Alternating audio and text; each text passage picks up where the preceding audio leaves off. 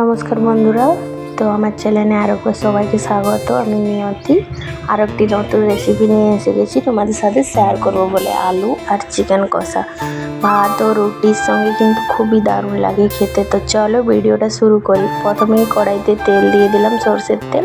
দুটো আলু কেটে ভেজে নিয়েছি, লাল লাল করে ভেজে নেব আর ওই তেলেই রান্নাটা করব। তারপরে কিন্তু এখানে পেঁয়াজ কুচিয়ে রেখেছিলাম, একটি তেজপাতা আর গরম মশলা দিয়ে লাল লাল করে ভেজে নেব। ভেজে নেওয়ার পরে আদা রসুন পেস্ট, জিরা পেস্ট, আমি জিরাটা পেস্ট করে নিয়েছি আর এখানে হলুদ দিয়ে মিক্স করে নেব ভালো করে। আর অল্প একটু মির্চা পাউডার 1 চামচ দিয়ে আর ওই মশলাটা দিয়ে কষিয়ে নেব 5 মিনিট মতো। তারপর 1 চামচ গরম মশলার পাউডার কিন্তু আমি বাড়িতে বানিয়ে রেখেছিলাম, সেটা দিয়ে অল্প একটু জল দিয়ে ভালো করে 5 মিনিট মতো কষিয়ে নিতে হবে।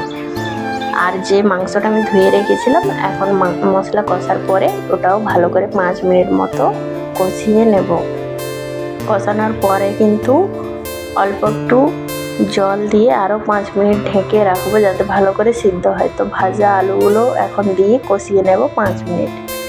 কষানোর পরে এখানে একটু কাশ্মীরি মির্চা পাউডার দিলাম যাতে কালারটা ভালো আসে।